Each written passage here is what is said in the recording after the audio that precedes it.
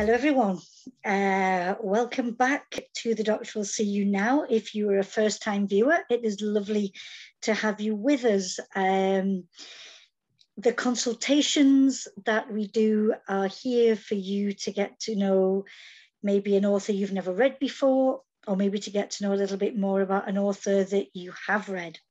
And so whether you're here, you know, the faithfuls that come back and watch what we do, or whether you're a new viewer, you're very, very welcome.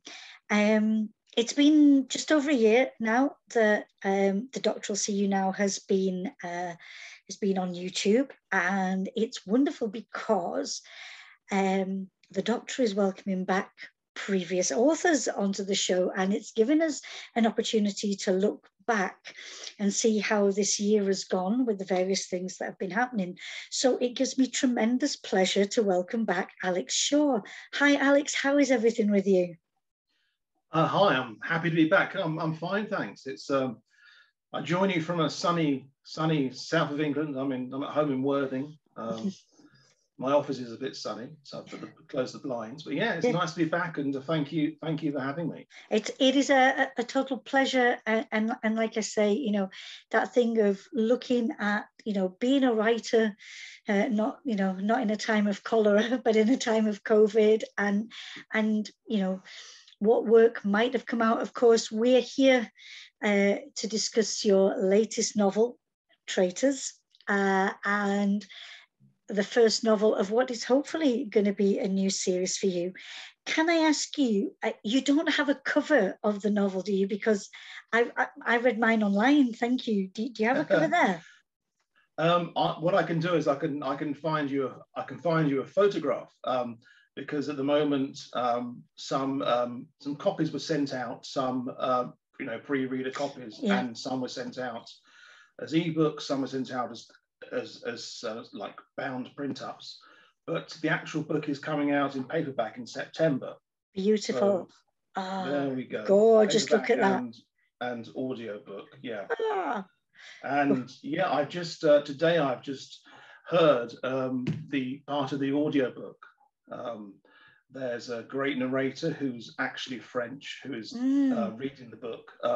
Although when she speaks English, she does sound English. So I think it's great because, you know, the character, obviously, of Sophie, will go into that probably later. Yes, you will. Oh, we will. English, so, yeah. Oh, wonderful. Can I ask as well, is it available on Kindle? Yes, it was published just over a week ago on Kindle, so it's available now to purchase on Kindle. And what HarperCollins has done is they've spoken to Amazon, and at the moment for the next month it's 99p on Kindle. It's the monthly deal. So honestly, in which case, if you are watching this with us in August 2021, 99p, that I don't think you could spend, you know, on anything better. If you like a good spy thriller packed with action, be introduced to this new character, have a roam around parts of the world that really it's difficult to get to at the minute, you know, and could be difficult in the best of times. Get that. If you read Kindle, get your copy of Traitors there. Please do. So if anybody isn't familiar with Alex, just by way of introduction, he spent the second half of the 1990s in the Ukraine, and he ran his own business consultancy. And then he was headhunted by Siemens. And he spent the next years doing business across the former USSR, the Middle East, and Africa. So I love the fact that you are somebody who writes these places and you've seen these places. You know, I think that, and nothing, you know, people say, you know, they use Google and they use, great. But I think if you've been there and you've felt it and you've smelt it and you've tasted it, and I think that shows very much, you know, in the way you write. Yeah. Thank you. I think it does add something to it. I mean, obviously, with the best will in the world, you can't go to everywhere you write about. But I do try to go to the places I'm writing about. Some of them I've obviously lived in. and sometimes actually write on location. Part of my earlier books, I wrote where the action was taking place. There are scenes going on in the old KGB building in Kiev, and I was standing across the road at a bus stop writing some of that, or I was in the cafe next door. I couldn't get inside unless I got arrested. So yeah, and it does lend something to it, and you spot little things. I mean, Google's great, Google Earth and Street View. You see some really great things then. But I think to go the extra, maybe perhaps 5 or 10% for authenticity, it's great to actually go to these places. Yeah. Now, you're also a member of the International Thriller Writers Organization and the Crime Writers Association. And again, for people who haven't had a chance to read Alex, well, there's the #1 international Kindle best-selling Aidan Snow SAS thrillers and the international best-selling Jack Tate thrillers. But we are here for this session to talk about your first publication with the character of Sophie Racine there. And so I wonder, just to start us off about Traitors and this character, how was it for you making a shift from, a series that you'd already established? Where were you at a point in your writing where this seed, germinated and came into being? Yeah, that's an interesting question, because it's not something that if you'd asked me a few years ago, I'd have said yes, I'll write another series with a female lead. But I had obviously for a long time been aware that female characters were very, very unrepresented in this type of genre, and a lot of them that were written were kind of not very real, not very genuine. So I mean, I had a female head of MI6 in my original Aidan Snow books, and I always wanted to try to kind of create strong women if I could do. And so I kind of had an idea that, I'd like to try and bring somebody in who's a bit different, and perhaps see if I can write in a slightly different style, or perhaps look at slightly different themes.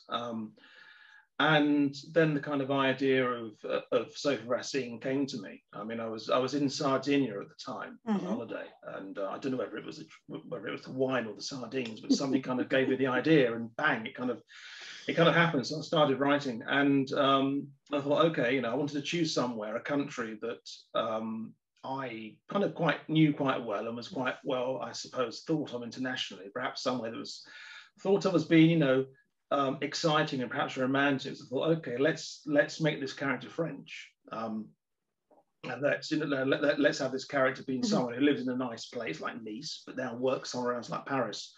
And so all these things kind of came into my head. And I thought, it might also reinvigorate my Aidan Snow series, or my Aidan Snow character, if I could have him working with somebody who was his equal, because normally he's kind of like a lone wolf. Let's say I'm working with someone equal, and let's see what happens to the writing. And yeah, it was a really interesting experience. I wonder as well, again, if you could, because I'm intrigued every time, authors choose a style or choose a genre, should we say. And for you, this idea of spies, agents, what got you first into thinking that's the kind of writing that I want to do?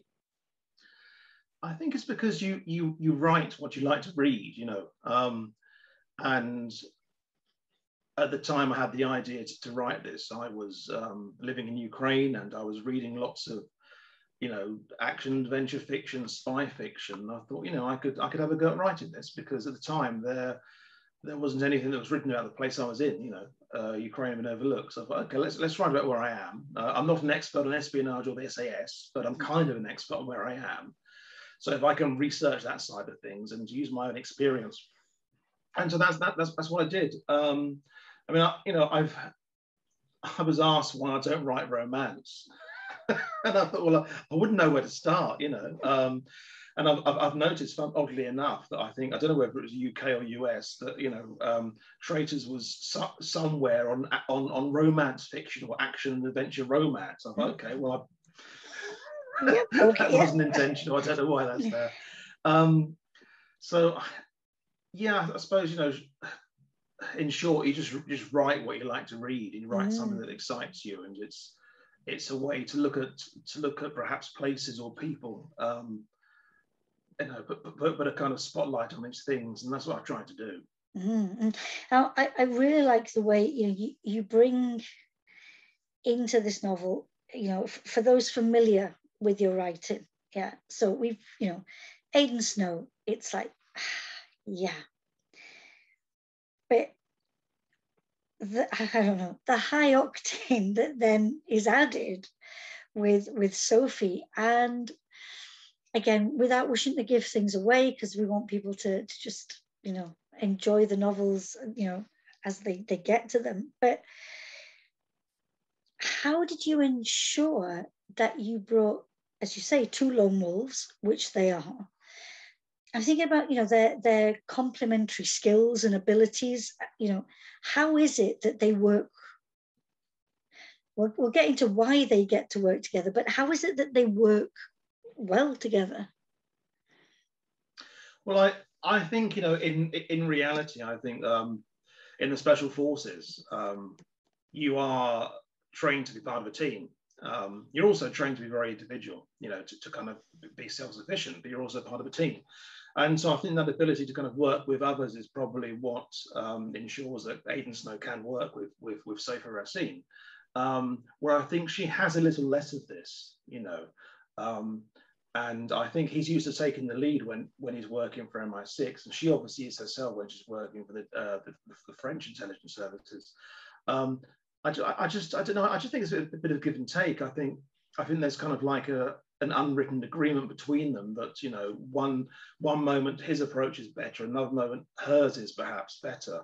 I mean, I wanted to kind of stay away from the very kind of, stereotype view of they meet and instantly they're attracted to each other, and suddenly we've got the James Bond style thing, laying on a ship with a cigarette or something, after getting quite close, I wanted to kind of, stay clear of that. I wanted to kind of hint that something might be there. I think that always makes for much better reading, the what might be, with things like that. Now, I tried to do a little bit of research, and the name that you've given her, or her last name, Racine, and so I went and had a look at the French playwright and poet, 17th century Jean Racine, and I wondered. I read a quote about that said that for him, love closely resembles a physiological disorder. It is a fatal illness with alternating moods of calm and crisis, and with deceptive hopes and recovery of fulfillment. And what is it that beats at the heart of this new character that you've brought to us? I think part of her is that she's trying to prove herself, I mean, she had a peculiar childhood. I'm not going to go into too much detail. But I think she's trying to prove herself. She's trying to prove what she can and can't do. And I think she's always been battling her mother, the influence of her mother and her father, pulling her in different directions. And I think somehow the way her parents kind of treated her, and the way, I suppose, society treated her later, I think that's kind of made her a bit susceptible to being alone, rather than one of these people that can love or can fall in love, and I think on occasion she has a very black and white view of the world. And I just feel that she's got a complicated character, I mean, she'll sit there and watch Netflix and drink wine, but she's equally at home with a revolver in her hand, or so I'm not. And that sounds kind of quite extreme, but I don't know. I mean, I just thought she's quite a complicated character. I was trying to kind of get that across, you know. Yeah, exactly. I think it's, you know, you can't say she's this or she's that, because you see her in different situations, and it's almost like, is this, you know, is this the same woman that is able to do one thing or the other? But I think it's great because you've stopped to being that cliche in a way, because I think, you know, that there's always that danger that writing this kind of character, and again, nothing wrong, you know, with that hyper action, you know, character, but there's part of her that isn't that. Yeah. You know, and that's right. Yeah. Part of her just wants to be normal. But she wants to be normal, but in part. But I'm not quite sure whether she can be. Yeah.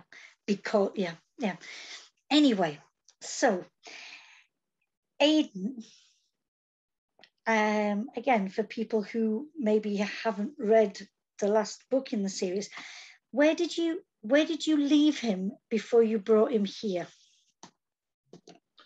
Well, funnily enough, I mean, the last book in the Aidenstone series so far is Cold East, and he's actually been in Ukraine previously to that and just finished a mission there. But at the very beginning of Cold East, he has just come back from another mission, and I thought there's a bit of a gap there. And so, if we were speaking strictly chronological, we would say that in chronological order, we'd say that Traitors actually takes place at the start of Cold East, or around the same time. So you have, you know, Sophie and Aiden Snow are here, and then Aiden Snow goes off to the rest of Cold East at the same time. Sophie's here with Traitors.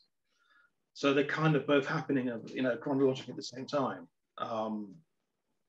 But that's not to say there's a special reading order. You know, I wanted to specifically write something that could be, you know, but should be, you know, read as the start of a new series.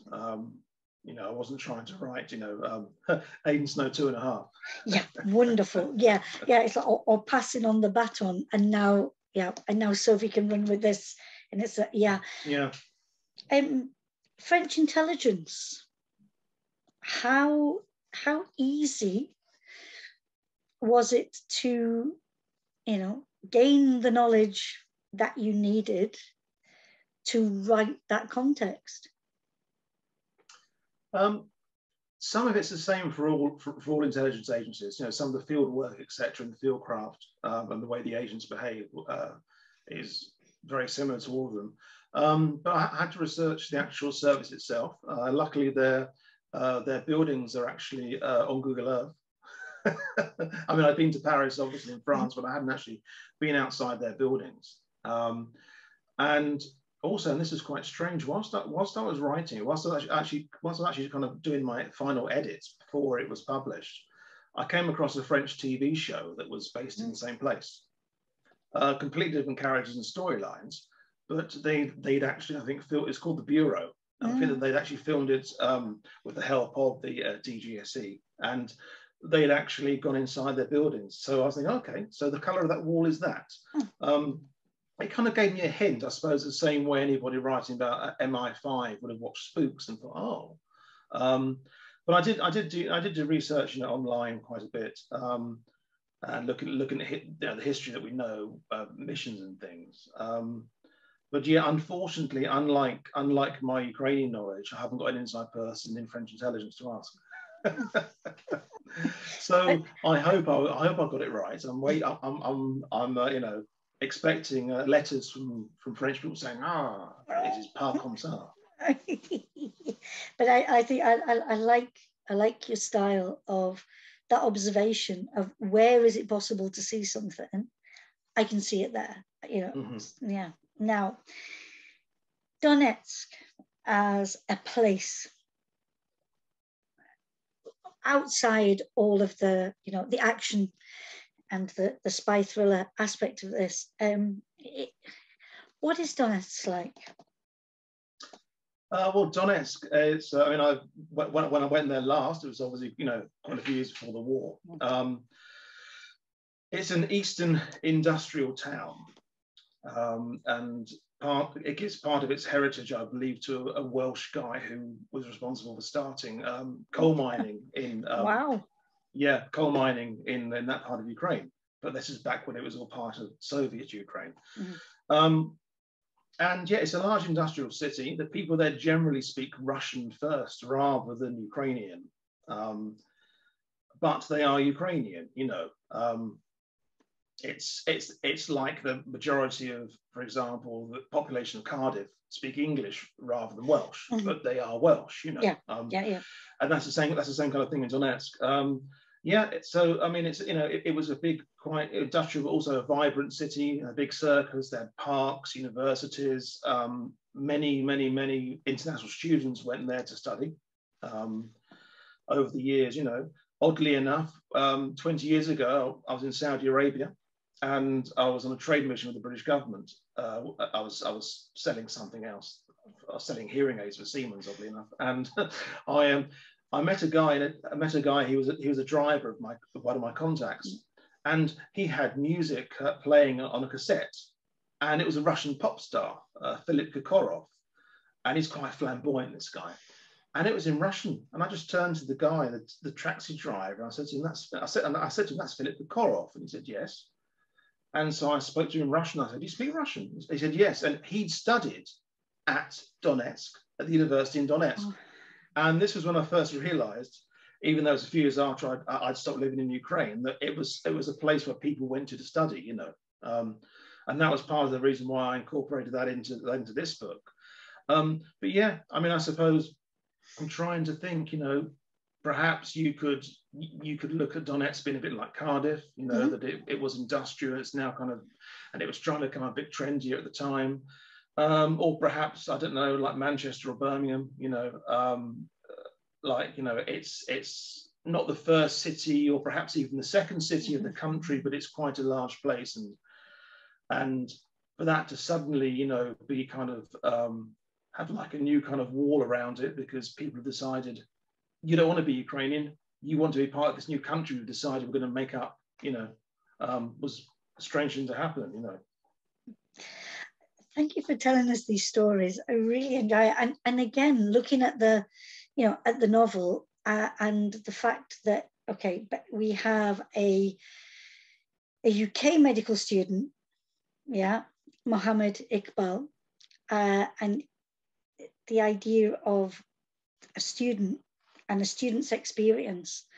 And I wondered why, you know, because it could have been anybody, but why choose to make this person who's being held in Donetsk, why a medical student? Yeah, I mean, medical students, because they're studying medicine, you know, there's that kind of fundamental belief that they're there to do no harm. You know, it's almost like they're neutral, you know. It's like, you know, Médecins Sans Frontières, you know, who go in and do things, you know, they are going there to help people. And so I thought, you know, who would be the most unlikely person to be an irritant? Who would be the most unlikely person to be a spy or to cause offense? And it'd be somebody who's at a university trying to study medicine, you know. And my backstory was that he had relatives from his family side, you know, from his mother's side in Pakistan, who'd perhaps been there before, etc., which kind of explained why he was there rather than being at a university in, say, the UK or somewhere, you know. But yeah, I mean, there were some students there when Donetsk was taken over, and several of those were British. And yeah, at least one of the people who was taken at the time was of ethnic Pakistani origin. And there was a thing, I think in Eastern Ukraine, but most certainly it was happening in the early 90s in Kiev, where, you know, if you weren't white but you spoke English, they were a bit confused where you were from, you know. There was a Black American diplomat who used to get stopped quite a few times by the police because they didn't think he was American, because traditionally, when it was the Soviet Union, they had lots of people from various countries, but if somebody was like Asian, they were from Pakistan. They probably weren't from Britain, you know. And so I think there's a kind of a bit of latency there to think, okay, this guy can't be a British medical student, so we think he's something different. Mm. And so I suppose it was a kind of implied racism there I was playing on as well, you know, which is another kind of way to kind of be outraged, you know. But yeah, I wanted to try and kind of be gentle with what I was doing. I didn't want to make, you know, a book that had like, you know, had like kind of several crusades, like I'm going against this, I'm going against that, you know. I wanted to try and kind of give a snapshot of the place. Yeah. So that's Aidan's mission, but Sophie's mission is slightly different, is it not? Or sets off being different. What is it that she's tasked with? Yes, Sophie works for a very specific department, and it's called the department actually. And her boss had a protege some years before, and the guy turned out to be a Russian sleeper, a Russian spy. And so he was responsible for a huge data leak and deaths of quite a few various agents when he went back to Russia. And so he's been located after several years on the run, and Sophie is sent there to assassinate him, which is very jolly. So her mission's, you know, very meant to be very kind of you know, black and white. Find him, shoot him. Mm-hmm. Simple as that. Yeah. Simple as that. Yeah. Yeah. And she is the woman for the job, definitely. But your story made me think, you know, that there's a real feel of the Cold War, you know, in the setting and the action, and where we're at right now, you know, with world politics. Just to come out of your book for a minute, I mean, do you think we could be on the verge, you know, of another Cold War? I would prefer it to be a Cold War than a shooting war than a hot war. Indeed. Yeah. You know, I think for all his grandstanding, I think the Russian president knows that he can't do too much. You know, I think he could push into Ukraine more. He could try and invade Ukraine more, but then what would happen to him? You know, I think perhaps it would be catastrophic for the country. You know, and I'm not talking about, you know, in terms of an actual physical war. I'm thinking in terms of being cut off, etc.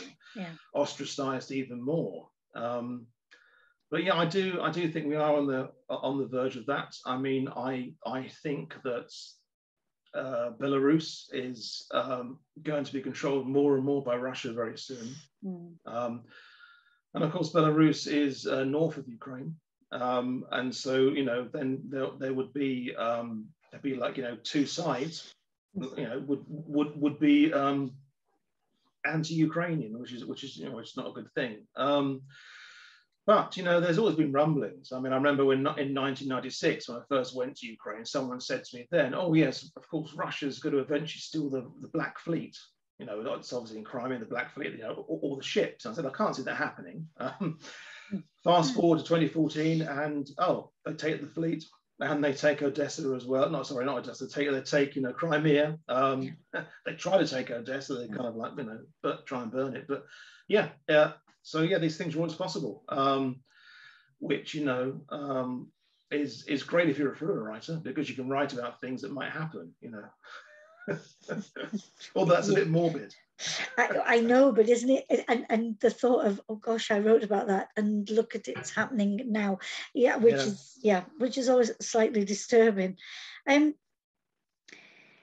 Developing the action sequences, because I mean, this true, you know, often I say about a novel, you know, that it carries you along, but by goodness me, I mean, you know, the action and the punches and the way that, you know, this comes, and the scenarios that you put your characters in.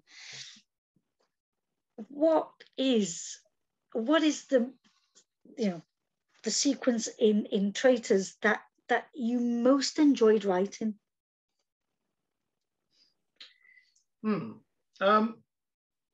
I'm just trying to think about that, because some parts of it I wrote originally, you know, a couple of years ago, and some parts I wrote more recently. I think there's an exciting part, I'm not going to go into many details, where Aidan and Sophie are being chased by a tank. And I have the juxtapositioning of the tank on a narrow commercial street, and, you know, trying to chase them, etc. And then in that scene, there's like quite a lot of action. And then a few pages later, we have a kind of quiet, reflective time where we have both the characters talking to each other. And I think that kind of page or two there where they're talking to each other really kind of gets to show us who they are. You know, they have no choice but to pause, but to hide. And so whilst they're vigilant in terms of looking where the enemy is, they've also kind of let their own masks slip slightly. And I think I really enjoyed writing that scene, because I think I kind of, you know, showed two people that perhaps if they hadn't been in that environment would have perhaps gone on with each other, you know, would have perhaps been, you know, colleagues or friends or whatever. So I think that's the bit I'm kind of quite pleased at the moment, as I say, because it's got the, you know, all the juxtaposition of the action and then the reaction, and a kind of a pause to kind of let both the characters and the reader kind of, you know, take a breath. And for me, it's, you know, that you mentioned that it's an aspect that shows, I don't know, that it's not just an action-packed novel. There is that, but there's also that, you know, that those moments where there's depth to these characters. You know, that they're not like robots that just go and do, but that consideration of what they're doing and how it affects them and things like that. Yeah, I like the depth that you bring to them. So, Traitors, here we are, August, September 2021. This is 2 novels now during COVID. Have these months, have they prevented you from being creative, or have you, you know, have you found it's helped you focus and deliver another book? Yes and no, both ways, surprisingly enough. I mean, when we spoke last time, I was still in Qatar. I was there for 3 years, and we've been back literally just a year now, back in the UK.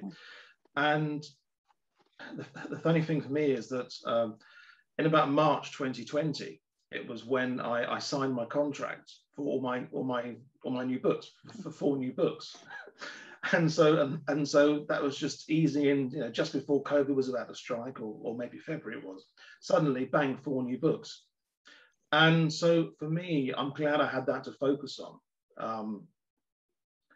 We went into lockdown over there, you know, the kids weren't at school, my wife was working from home as well. And somehow I managed to kind of, you know, go through the edits of one book that was total blackout, managed to get that out. And then when we came back to the UK, you know, same again, we were just staying at home. And, you know, I managed to finish writing Total Fallout. That was exactly a year ago, just when I came back. And now I'm on the 3rd one now, which has got the working title Total Burnout, and this is in the Jack Tate series, who's another character, another SES character. Might meet Sophie and Aidan later, perhaps. Yeah. So it's been a very busy time for me. I mean, I must say it's easy when my boys were at school. As you know, I'm just the chauffeur and then butler in the evening, you know, rather than being the butler, the referee, the cook. But I just think I'm incredibly lucky that I can do what I do, and I'm also incredibly lucky that my wife has a great career as well, which has given us the ability to do this. You know, I know it's been very hard on authors who work full time at another job as well. and you know, I know some friends of mine have had issues, and you know, but I just feel that I've got a duty to kind of get my books done, because I know, you know, some readers are waiting for them, and I think reading is a great escape, you know. Oh yeah. And I think that's probably why the action's increased in my most recent books, to kind of perhaps give a bit more escapism, really. Yeah, and thank you for doing that, because it's it's hairy, but it is a satisfying read, without a doubt. And so my last question for you, in our consultation a year on, is, with Traitors, what is it that you would like the reader to take away from this book? I'd like the reader just to understand that gender has been a barrier for far too long, and it really shouldn't be. I have a female character. I'm a man who wrote it. Some people might not like that, but you know, I'm male, and I've written a female character, and I've created a strong female character, and I did that because I wanted to show that there are people in reality who do these jobs. But I also wanted to kind of, you know, shed a spotlight, as well as, okay, on gender inequality. I really wanted to shed a spotlight on what's happening in Eastern Ukraine, and what's happening there. You know, I don't think anything has been written that's set actually in the conflict zone there. I think people have written about it. They perhaps might have written, you know, around it, and written about battles, but I don't think anything's actually been set there. But you know, as I say, those are two things I'd like people to bring away from it. But my overriding, I suppose, concept was to entertain. Which you do, and you do wonderfully well. Well, I actually do have a last question, another one, if I may. Will we see Sophie again? Yes, of course, certainly. So book 2 is completely sketched out. Now, I don't normally do this. I don't normally plot ahead, but book 2 is completely plotted. In fact, the actual notes of book 2 are 26,000 words. So just notes, just like bullet points and outlines of scenes. So yes, she will return. I'm thinking it would be in the second half of next year. Yeah, but she will return, definitely. Great. I personally would like to see her on the screen, but that's, you know, that's just, you never know. I know these things, you know, often seem to be in the lap of the gods as to whether characters, you know, move from page to screen. But it would be lovely to see her doing the things that you've created there on the page. Alex Shaw, the year seems to have flown by. To see you again has been wonderful. I hope for 2022 we actually get to do this, you know, in the same room. That would be lovely. In the meantime, you know, I wish you all the very best with Traitors and forthcoming books. Thank you. Thank you very much, and thank you for having me yet again. A pleasure. Goodbye for now. Bye-bye. Thanks, Alex. Thank you so much. Okay. Yeah, it's brilliant. I do go on a bit. You don't. It's great. I think for me, like, some of the most important thing in doing this is when authors do tell us their stories and do take us to other places, because a lot of the stuff we can read in blurb and things like that, but you telling us about aspects of your life and aspects of the development of the book.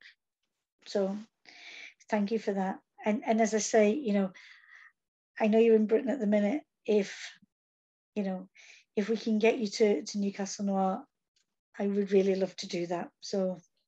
Well, yes, I mean, as I said before, when you postponed it, I'm up for doing it next time. So yeah, I really want to try to, go to several places next year to make up for the time we've lost. Exactly. That idea of being